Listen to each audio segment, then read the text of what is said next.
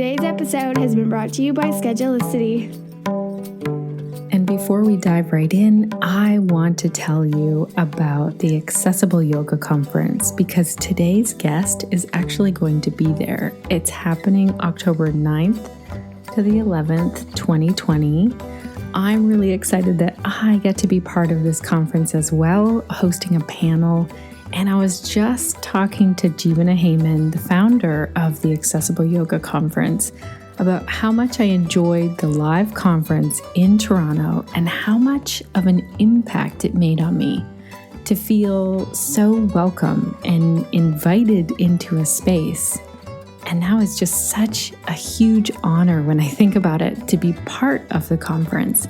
And I'll be leading a panel where I'm asking questions about building community. This is one of my favorite things to talk about and think about.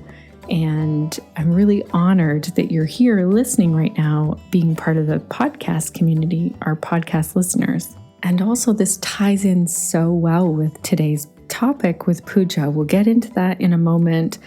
And I want to say, connected yoga teachers, this is really hard to kind of put into words. When I say that I went to this conference and I felt so welcome, and then it really impacted me, this is why we're having conversations like today's podcast with Pooja, and where we talk about how can we really bring our yoga off the mat. And right in line with that, one other thing I want to talk to you about is that we are going to be doing an online training with Tristan Katz. We've had Tristan on the podcast before, and Tristan will be on next week. And this workshop that's coming out, and I'll link to it in the show notes as well, is called Conscious Marketing for Yoga Teachers. So my guess is you're here today, you're listening to an episode that's about anti-oppression yoga. If you looked at the title yet, or maybe you just hit play, we've been chatting about the connection of yoga and social justice here for a while, but you might be wondering, how does marketing fit into this? And so we're going to talk about that next week, and then we're going to expand on it even more to see how you can apply that. That's why Tristan said yes when I said, it'd be so great to have an actual live training with you where our yoga teachers could learn and ask questions and actually apply this to their websites, their newsletters, their social media content. And so I'll talk about that more at the end of today's episode.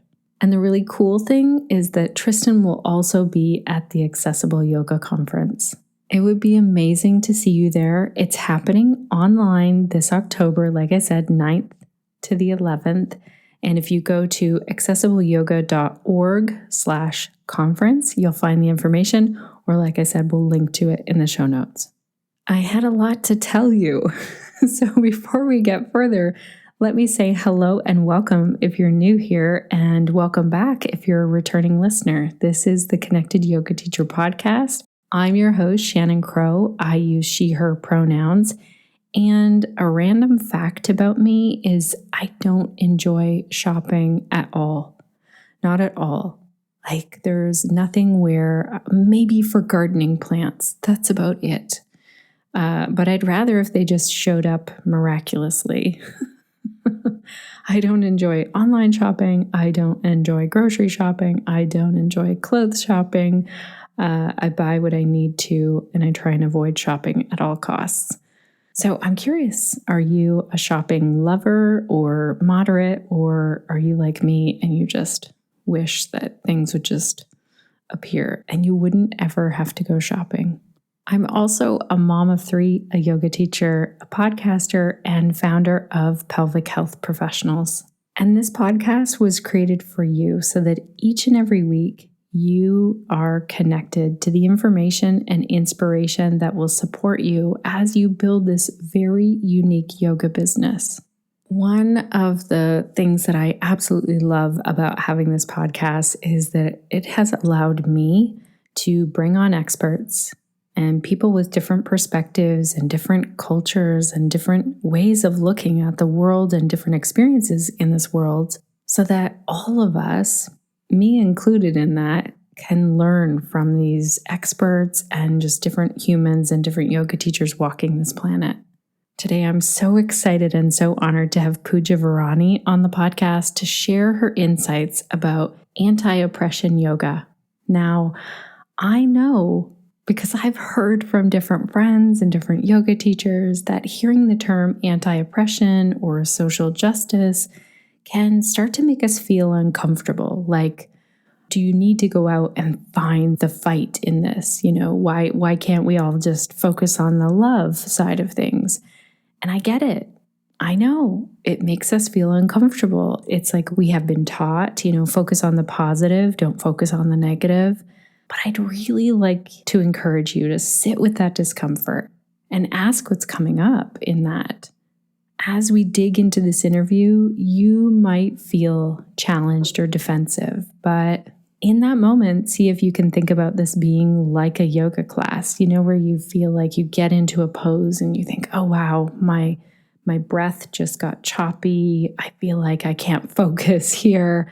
I want out. I want to run away from this. And we know that when we kind of sit through that discomfort in yoga, generally we come out the other side thinking, oh, wow, I just learned something about myself. And also feel free to pause this episode and leave it until you're on one of those days where you feel like you can really soak it in, or come back to it maybe. Pooja talks to us today about what privilege is and the different kinds of privilege that exist, what oppression means in the context of yoga, and how it differs from cultural appropriation. And she has some really great examples to highlight these differences. And I know that every yoga teacher that I talk to wants to work towards creating a safer, more diverse, and equitable yoga space. And so Pooja really gets into explaining how social justice and anti-oppression relate to the physical practice of yoga and pain management, and how we can all really create those safer, more diverse, equitable yoga classes. This episode goes along so nicely with next week's episode, as I said, but we also have other podcast episodes where you can dive in further and learn more about anti-oppression and how we can really create inclusive content or inclusive yoga spaces. You can find the full list because, thank you, Crunch. Huge shout out to Crunch here. Crunch has compiled these lists, and shout out to Erica, who's put them together on a specific website page for you. We'll link to that. We've had guests like Shalaveja, Michelle Johnson, Jaisal Parikh, Shara Carruthers, Maria Kirsten. And so we'll link to all of those where we get into different topics where we're talking about how to bring yoga off our mat and out into the world. All of those links are over at theconnectedyogateacher.com/230, or you could just search our website. The search feature is so powerful. Search for anti-oppression yoga or anti-oppression. Now, before we get into today's topic, I want to give a couple shout outs. First of all, to Schedulicity, our sponsor for today's episode. Let's hear the hot tip of the week from the team over there.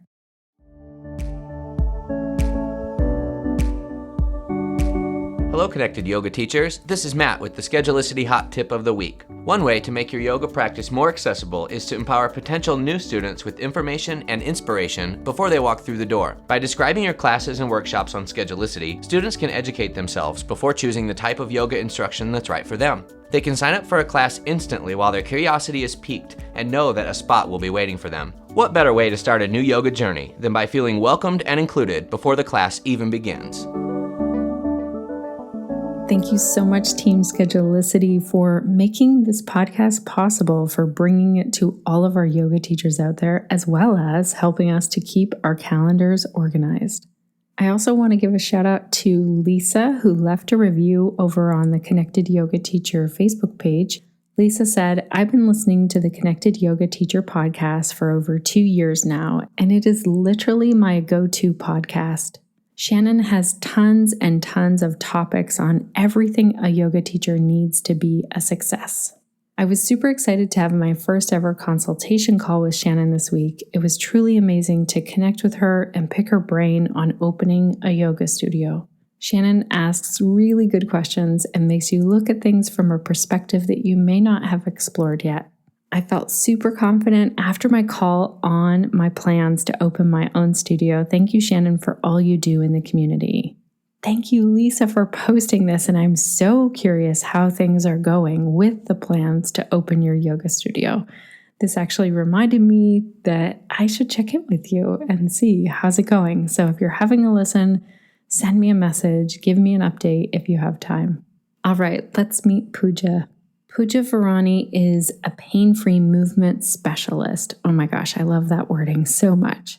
And social justice consultant on a mission to spread joy, foster equality, and help people reach their highest potential. Pooja has practiced yoga for over 15 years, and after realizing that her quote-unquote dream job in international development was making her miserable, she decided to pursue teaching yoga as a career. She's now certified in Kripalu Yoga and meditation, kids yoga, and Acroyoga, and specializes in rehabilitative yoga for injury prevention and pain relief, LGBTQ and BIPOC yoga, and social justice education for yoga teachers, community leaders, and businesses. Pooja believes in yoga for everyone and aims to make yoga accessible and inclusive to all people, regardless of their race, age, gender, sexuality, previous experience, or ability. As a yoga teacher and educator, Pooja aims to empower others to shine as their strongest, most inspired selves and discover their own path to inner and outer freedom. I am so excited that you're here for this conversation. Let's dive in, meet Pooja, and learn more about anti-oppression yoga. Welcome to the Connected Yoga Teacher Podcast. Pooja, it's great to have you here today. Thank you so much for having me. I'm excited that we get to dig in and talk about how we can really create diverse and inclusive spaces for our yoga classes, because I know yoga teachers all over the world are really wanting to do that. But before we dive into that, can you tell me what is the work that you do and who do you do it for? Absolutely. So I focus on two groups of people. I teach people how to do pain-free movement. I have this program called Rehabilitative Yoga, which is a combination of yoga and mobility and myofascial release and a whole bunch of other stuff because I have a history of chronic pain. So that aims at anywhere from yoga practitioners, people who practice yoga all the time, people who teach yoga, to people who are complete beginners or athletes, just people who are working out or have a regular yoga practice but are still experiencing pain. And the other thing I do is social justice work. So with the social justice work, that aims at yoga studios, that aims at nonprofits, corporations, community organizations. And the goal is really to educate people and to have these conversations so that we can move into having more diverse, inclusive, and equitable and accessible spaces, both in communities, professionally, as well as in yoga world itself. I love how you are combining both of them. I think that's really amazing right now and very needed in our yoga world. I also want to just call attention to the name. You call yourself a pain-free movement specialist when you're helping people who are dealing with persistent pain. And I really appreciate the wording of this because so many of our yoga teachers who work with people who deal with pain are worried, like, should I use the word pain in my thing? And I love how you've made it pain-free movement specialist. So it really focuses on, not being in that pain, but coming out of it. How did you get to that name? How did you choose it? Well, for me, yoga has always seemed a way towards freedom. Actually, that's not true. For a long time, I hated yoga. So I'm going to be pretty blunt about that. And it was because I didn't fully understand it, because I have a history of being teased and mocked for my culture, which is intricately tied to the philosophy of yoga. With physical asana, I was always experiencing pain. So I actually had the opposite of that. But as I started learning more about yoga, I learned that it is an ancient technology with the idea of liberation, both on a mental level as well as a physical level, right? Unity with the divine, and also liberation from our body. So if our goal is freedom, why can't we achieve freedom in our current life? And why can't we achieve freedom from pain? Because if we're in pain, it's really hard to focus on anything else. So I think it took many years for me to come to peace with yoga, and it's still this ongoing journey. And that's why I try and bring in other aspects as well, whether it's physically or this idea of social justice. I'm trying to combine it and find something that really works, taking this ancient technology and taking what we've learned since then.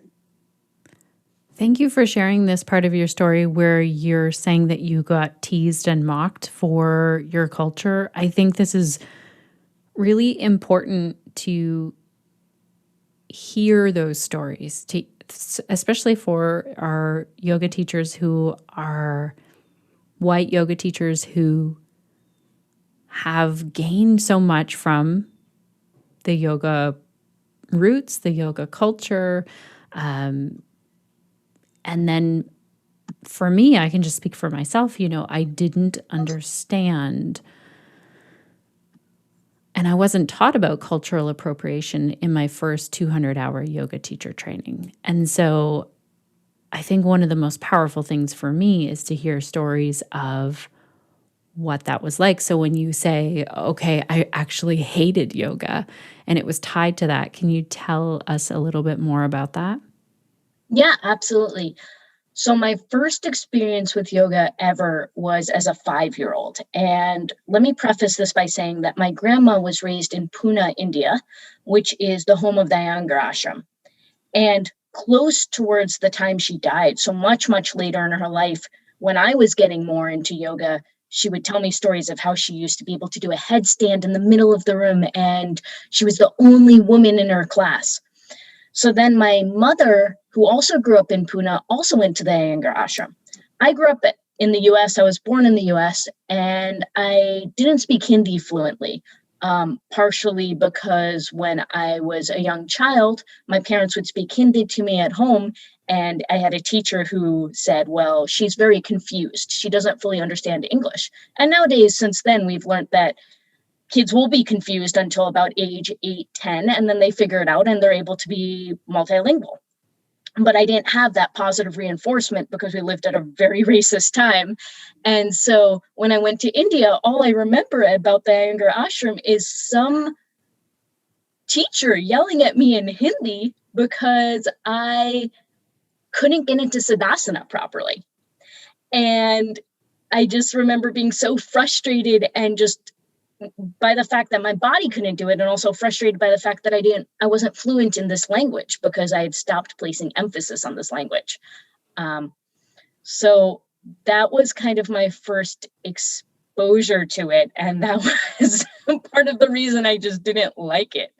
And believe it or not, if we didn't have this appropriation or this westernization of yoga, I probably would have never gone exposed to it again, because in terms of asana, I took a class in college, and this white guy named Tony, who wore the tightest spandex shorts you've ever seen, he taught me, he led me through my first semester where I actually was like, oh, this is asana. This feels really good in my body. I want to learn more now. This is fascinating. So what did it feel like then being in that class in college? Did it feel different? Well, you said that you really appreciated the asana. How did it feel? Or were you thinking about your culture then? Or were your thoughts different about, cultural appropriation or the roots of yoga? I think I wasn't thinking about it. I think like most people exposed to yoga in the West, and given the fact that I in many ways, I'm more American than I am Indian because this is my root country. And this is where the place I call my home. I wasn't thinking about this because for me, he was speaking English fluently. He was speaking my mother tongue. He was explaining it to me in terms of a workout. So all these ideas of, well, this is connected to my culture hadn't even occurred to me yet. And it didn't occur to me for many years that, oh, there's this thing called yoga philosophy. There's this thing called the 8 limbs of yoga. And a lot of these terms I've heard before, but I heard my parents talk about it in a religious sense. And I heard the elders in my community talk about it in a spiritual sense. So it took me many years to make that connection. For me, for a long time, yoga was just asana, as I think it is for many people. Right. I really appreciate you sharing this story. It's so good to hear that. Also, like you said, disappointing that it wasn't recognized at the time that, yes, kids can pick up 2 languages at once, no problem. We definitely see that now. So how is it feeling now, being a yoga teacher, being someone who practices and shares yoga and living in North America? What are your thoughts and your feelings now?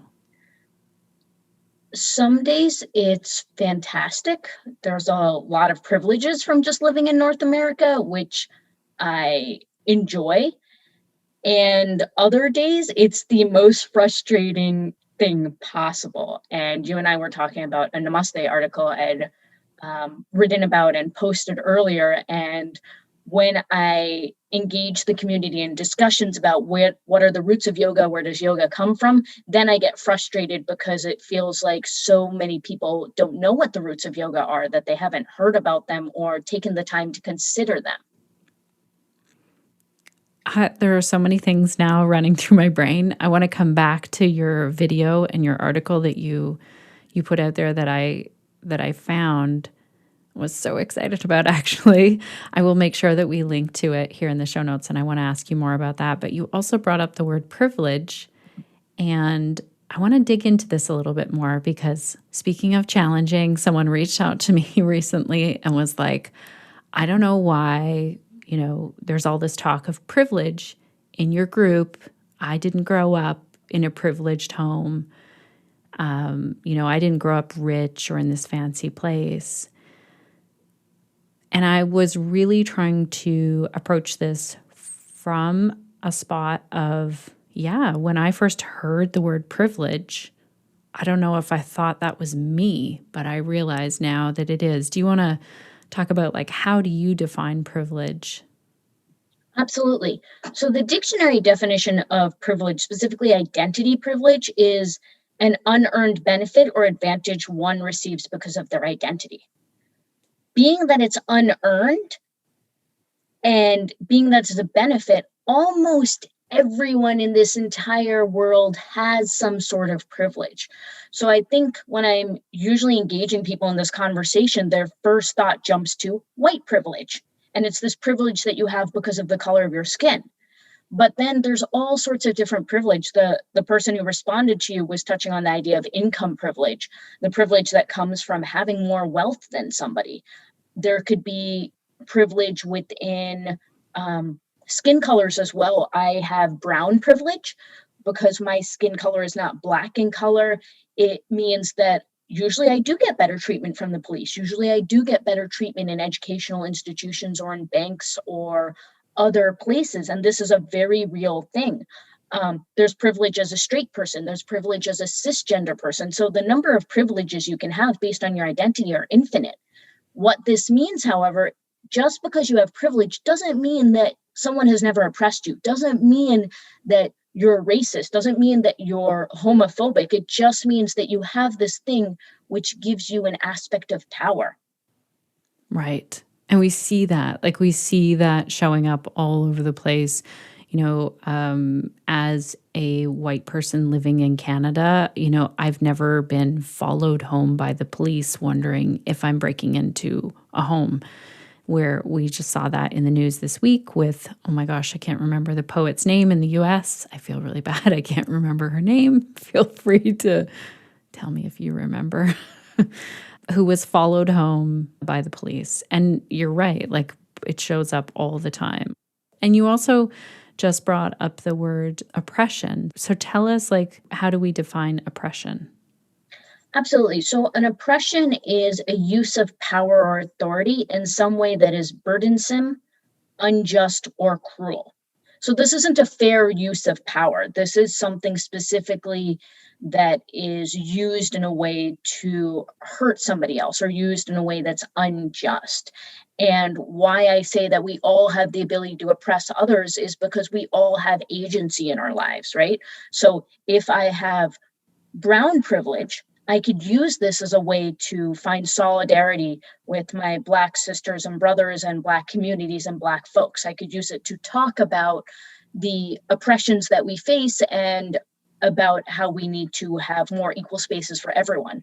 Or I could separate myself based on skin lightness, and I could use it to further oppress them by saying, well, South Asians are different than Black folks, are different than African Americans, are different than so on and so on.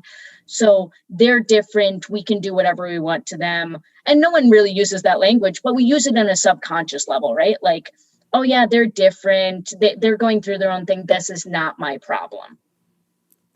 How do you see oppression showing up in yoga spaces right now? So many different ways. You're going to dive down the rabbit hole with that one. But I'm really excited about it. So, one of the simplest forms of oppression, which is so overlooked as something minuscule, but has such a big impact, is the idea of a microaggression. And microaggressions are words or actions that subtly or even unconsciously reflect some sort of bias. So one that had prevalence when I was growing up was "that's so gay" or "that's retarded."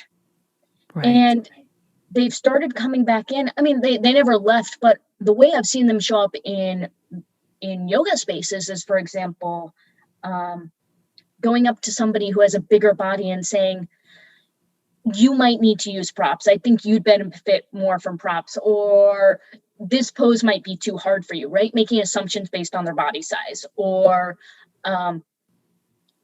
assuming that a white person doesn't know how to say something in Sanskrit or has no depth of knowledge about yoga. Or here's one I hear a lot: I don't consider Buddhism a religion. It's a way of life. I don't consider yoga a religion. It's a way of life.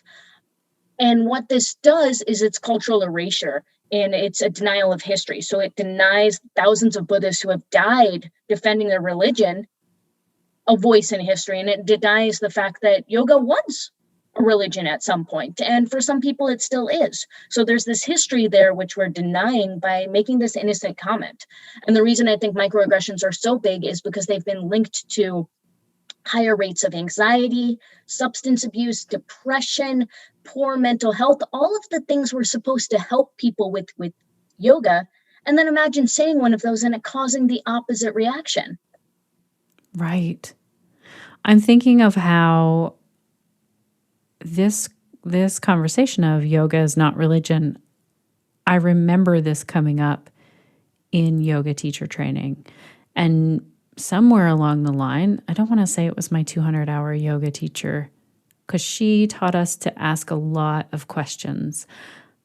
But somewhere along the line, I remember reading articles or hearing like yoga is not a religion and then repeating this message. So I appreciate that you're bringing this up right now, and it's making me look at how I've been a part of that. And I hope that our listeners are okay with being in that uncomfortable spot for a minute listening, where we might think, oh, I've done that. I've said that.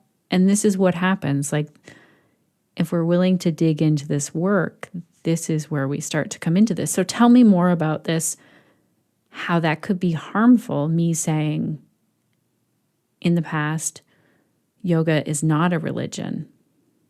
Yeah, absolutely. First, I wanted to say that I'm organizing a panel with National Kids Yoga Conference on this topic: is yoga a religion? And all of the speakers are South Asian. And there's a number of speakers on there: Rashmi Bismarck of Finding Om, Sham Ranganathan, who just published a new version of the Yoga Sutras, his translation, Lakshmi Nair, who's a scholar and a yoga historian, and Melissa Shaw.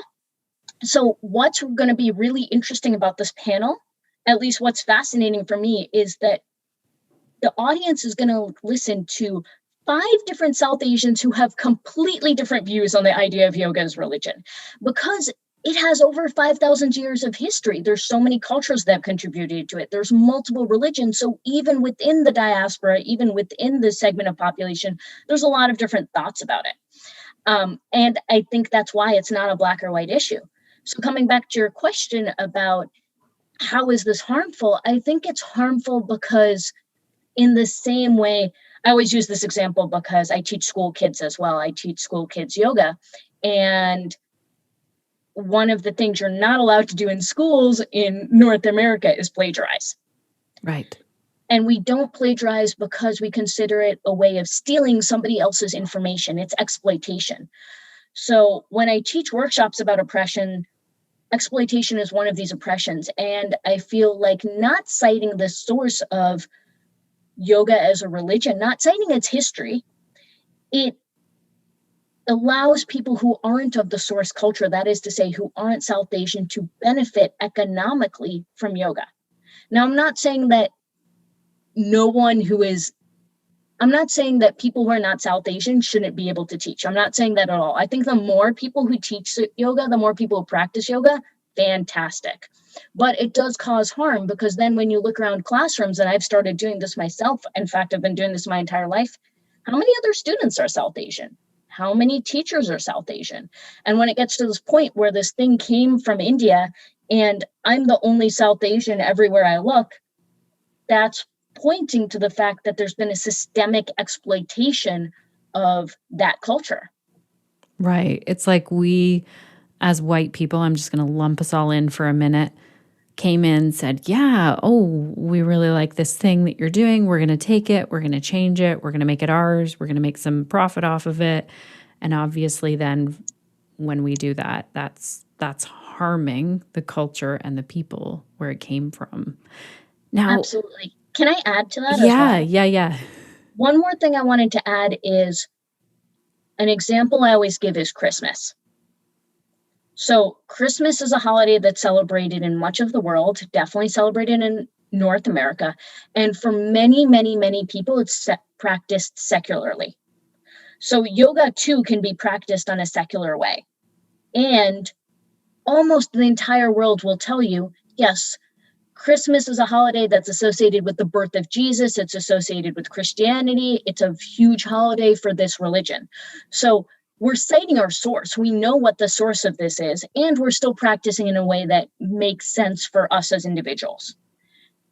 And we should be able to do that with yoga as well, right? Give credit where credit is due. In this case, it's so much more needed because Hinduism or Jainism or Sikhism, unlike Christianity, is not a dominant religion. So a lot of its history has been forgotten in a way that Christianity's or Judaism or other dominant religions haven't.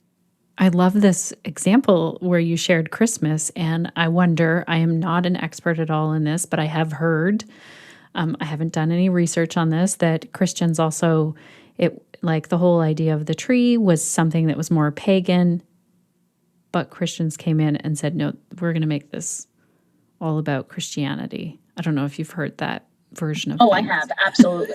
Right. And there's a whole other set of power dynamics with Christianity as the dominant religion that have to do with that. And again, this is not in any way criticizing anyone who's Christian. They were just citing history and citing that a lot of religions, a lot of practices have had violence at their heart and have also had the opposite, right, which is not violence.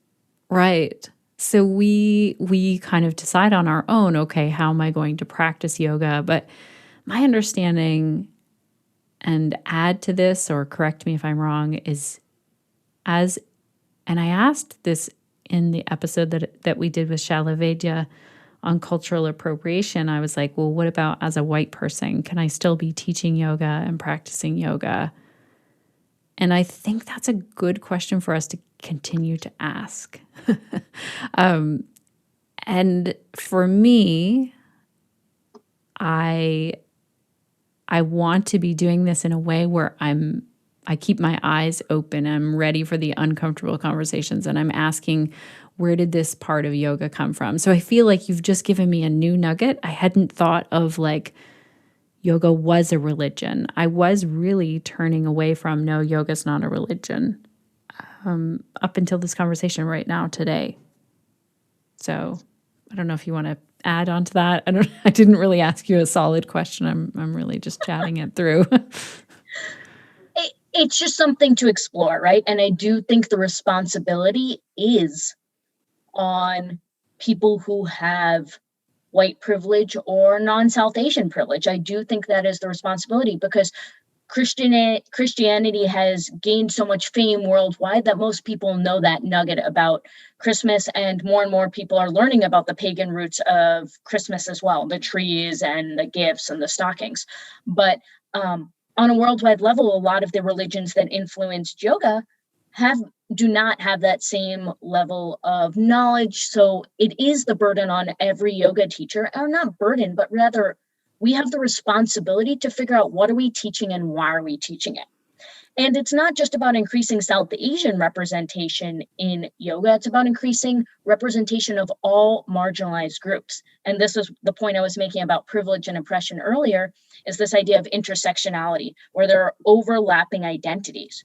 So if we're excluding South Asians, who else are we excluding? Are we excluding people who have disabilities, fat folks, LGBTQ folks, people who aren't flexible, people who are older, people who are younger?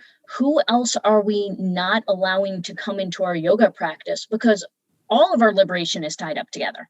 So we can't say, yes, I support and I teach queer yoga, and then not let brown folks into our class or make it a hostile environment for them. And we can't say, I support Black Lives Matter, and then discriminate against every fat person who walks into our classes, right? All discrimination is tied up together. This is amazing. And I'm just sitting here like taking this in, and really, I understand, and I know that yoga teachers who are listening, they want to create those safe spaces for everyone. Like, I know talking with yoga teachers, they're always saying, my goal is so that everyone feels invited to come to yoga. And I think it's so important that if we think of, I can take myself as an example here. It's easier sometimes to hear someone rooted in vulnerability. So if I was working one-on-one with someone teaching yoga for pelvic health, because that's what I specialize in, and this was a trans person, I have less education and less skills than someone who specializes in that. And it's really calling attention to those times where, am I actually creating a space that is inclusive to everyone? Like, you just listed this off, and I was thinking, the Accessible Yoga organization with Jeevana and Amber does a really great job of like looking at how can we actually make yoga accessible to all populations. So I love how you said it's not just making this accessible for the South Asian people in our communities, which seems bizarre that we would be creating spaces that aren't, but that's what I'm hearing over and over again, is that we are creating spaces that feel uncomfortable. I have a question for you. I got a gift in the mail, and I love this gift, and it's Ganesh. Ganesh? I feel like I'm questioning myself. Ganesh. Thank you. And I've gotten plenty before from different friends, mostly yoga teachers. And it was Crunch, our show notes writer and article writer, who said to me, this feels really weird. Why are yoga teachers giving these as gifts? Because it's come up at different times in our Facebook group. Do you want to talk about how that plays into this, and how, like, what is okay? Can I, as a white person, accept this gift or give this gift? I know that's a huge question. Okay. This isn't going to directly answer your question, but it will. So just go with me for a second. Sure. Kirtan. A lot of yoga studios and a lot of yoga spaces have kirtan. And I remember being in a situation where my yoga school had a kirtan and I didn't want to go. because I had a feeling what it was going to be. But I asked my friends who had attended it, I said, what do you do in kirtan? And they said, oh, yes, we sing. And I said, okay. And we dance. Okay. And how does this make you feel? This makes me feel really good. And I said, well, you're an atheist. Why are you praying to Hindu gods?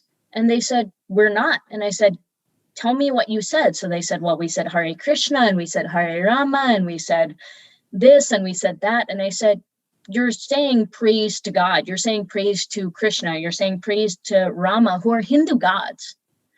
So you're telling me that you do not believe in God, but you're okay praying to God. And they said, no, that's not what it means. It just makes me feel good. So the same thing applies to these statues, right? Ganesh is a god who is worshipped in many Hindu households around the world. And if we want to have a Ganesh is the remover of obstacles. If we want to have a Ganesh in our house, I see no problem in that. In fact, I was raised as a bit of a religious mutt. So I grew up going to mosques and synagogues and Catholic masses and Christian churches. And I've prayed to God in every single language. And I, in fact, have been doing this weekly quarantine Shabbat during the pandemic. And I don't understand the words. I don't, because they're in Hebrew. But what I do understand is, by participating in this, I am paying reverence to this Jewish God, and I'm okay with that. So I ask people to have the same question, like, why would you buy this for someone? Are you religious? Are you doing this in a way that's respectful? Or are you doing this just because it looks cool? Because I think intention is super important when we get into these discussions of, is this okay or is this okay? What's the intention? 1, 2, what's the impact? Right. Oh, this is so good. And I love this level of inquiry of looking at, because all of a sudden, and this is the first time that someone's ever, feel free to correct my pronunciation, because I feel like I've heard it called Ganesha, but you're saying Ganesh. I've also heard Ganesha. It really depends on which region of India you're from. So the way I've been told to pronounce it is that way, but it could differ. Why I'm saying impact is the second thing is because the intention might be, okay, I don't worship this God, but I want to be respectful. A lot of yoga studios will take an Om or take a Ganesh and they'll tattoo it on somebody's body, or they'll put it where the shoes are kept. As a Hindu, I take off my shoes before I go into a temple. I take off my shoes before I go to my altar. I would never, ever, ever approach a statue of Ganesh or Krishna or Buddha or any god with a pair of shoes, because it would show incredible disrespect. So if that's the place we have for it in yoga studios where it's just a cool decoration, that's not respectful. If we're elevating it, if we're creating an actual altar, if we're saying, if you believe in Ganesh, pray to Ganesh. If you don't, we're here to respect this. I think that's a very different conversation. Okay. So it's the level of understanding, really, is what I'm hearing over and over again with so many of these things.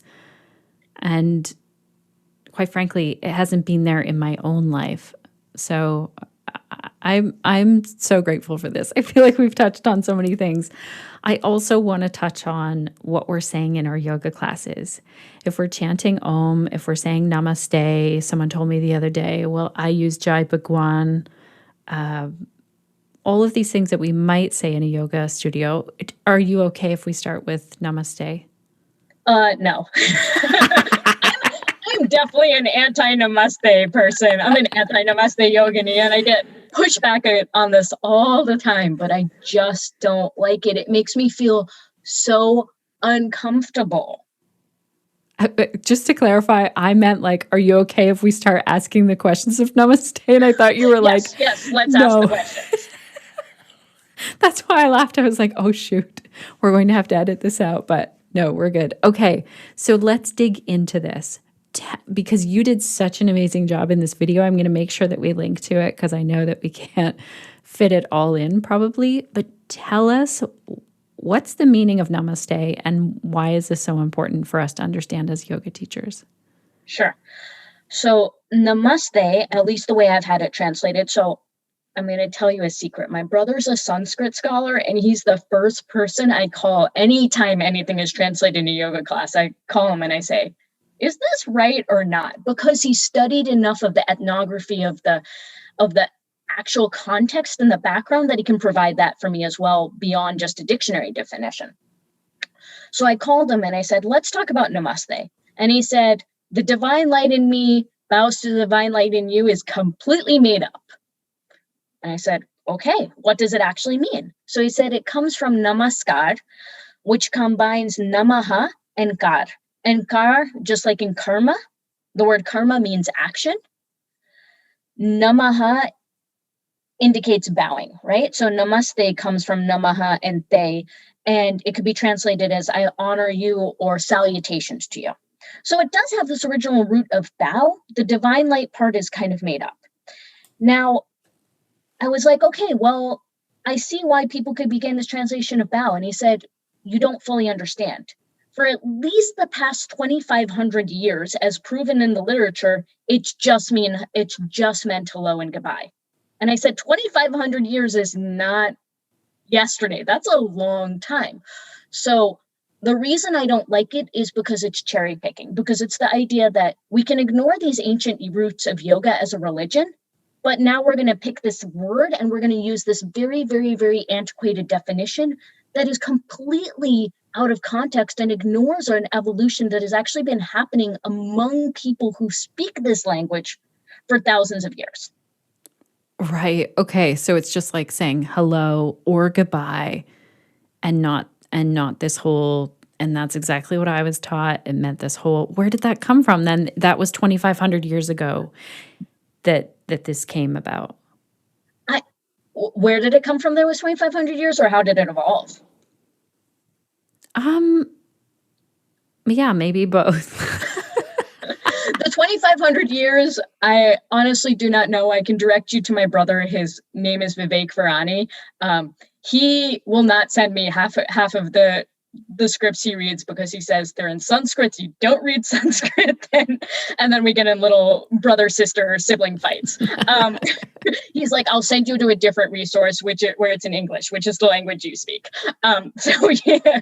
So I do not have that source off the top of my head. But I trust him as somebody who studies the context and studies the history and who's constantly looking at where does this come from. In terms of how it evolved, a number of other teachers have spoken about this as well.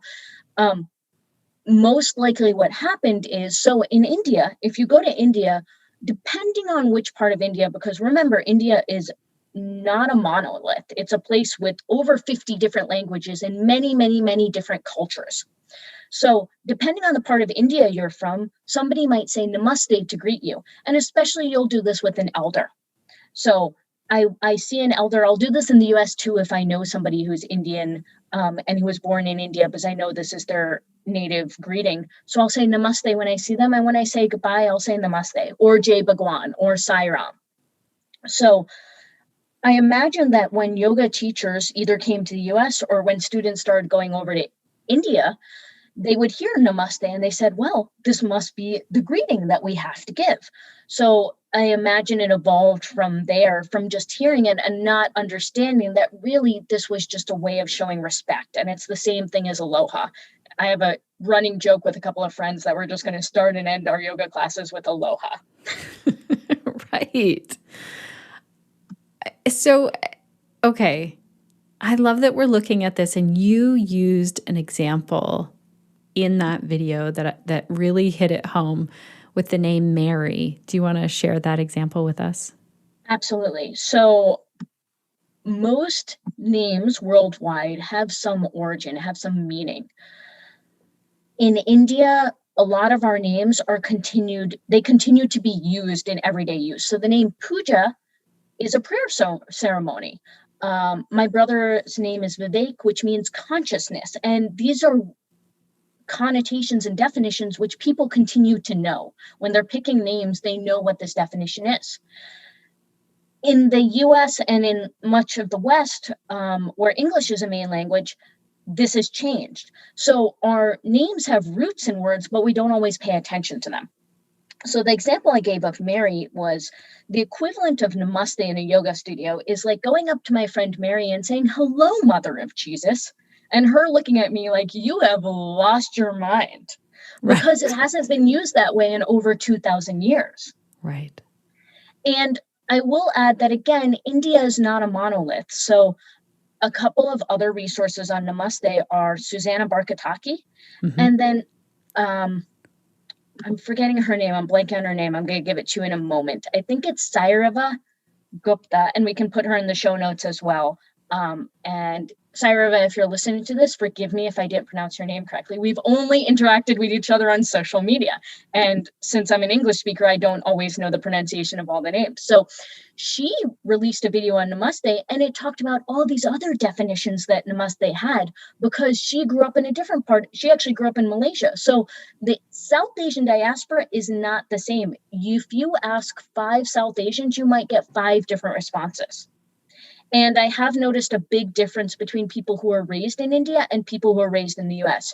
Many people who are raised in India, when somebody says namaste, they think it's cool, or they think it's respectful because it's something from their homeland. Whereas someone like me, who was mocked growing up for doing anything Indian, it makes me uncomfortable. So just talking to one person and saying, well, my one South Asian friend said this is okay, doesn't necessarily make it okay. Know that there's a large portion of South Asians who are going to say the exact opposite, and who you might be making very uncomfortable by saying this word.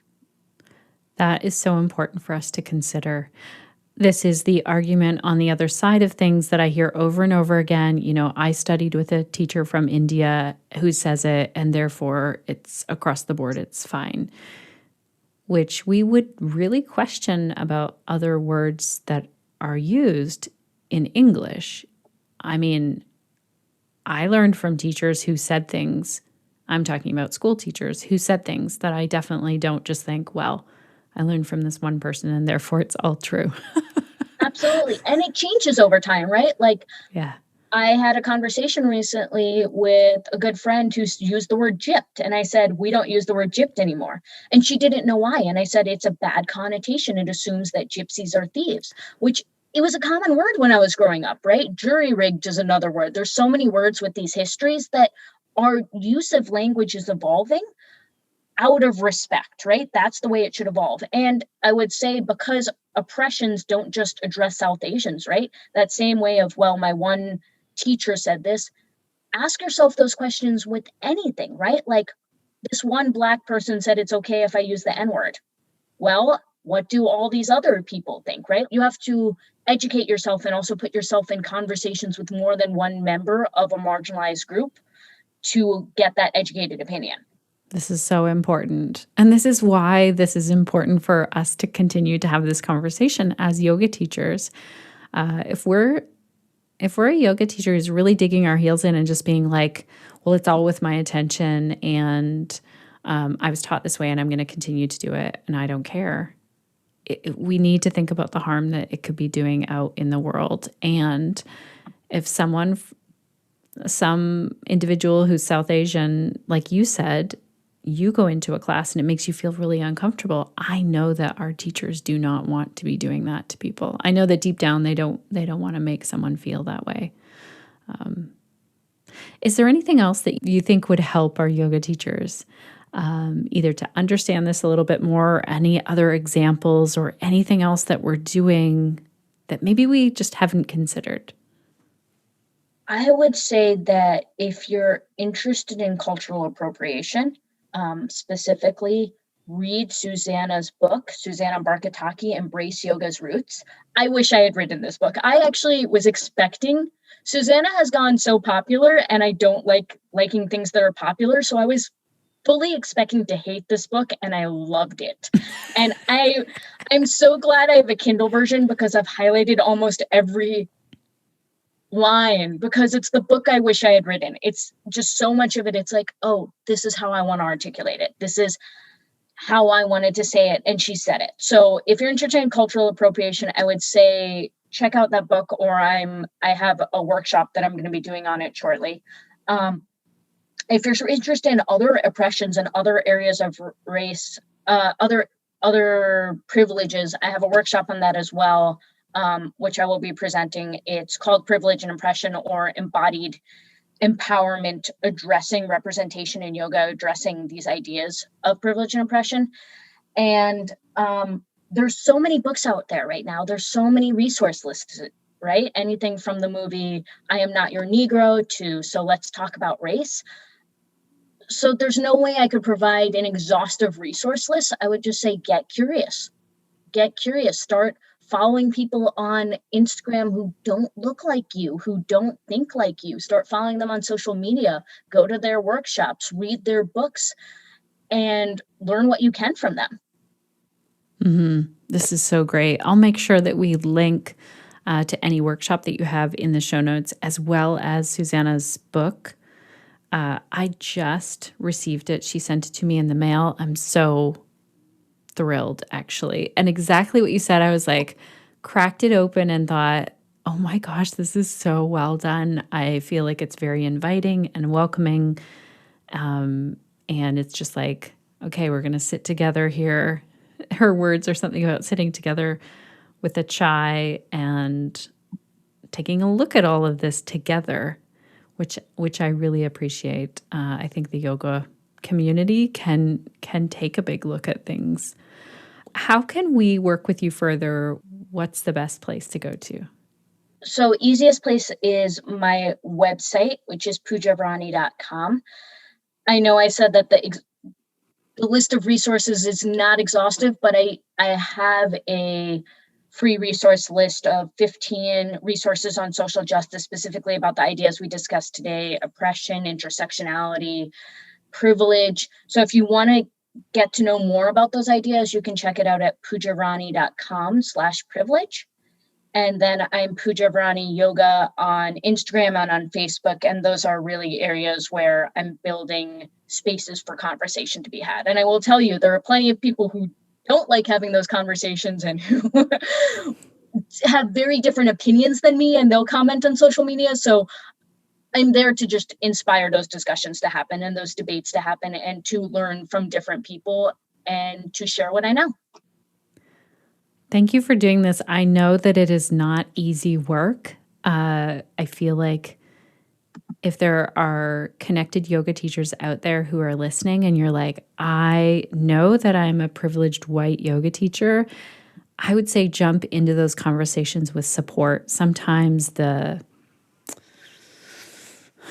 people who feel the most threatened or the most uncomfortable are sometimes the loudest on social media or on those posts. And it's really great if we can, support our South Asian yoga teachers and support the people who are doing this social justice work. So thank you for doing this. I know it's not easy to put yourself out there in that, but it's so important right now. And I'm very grateful for that.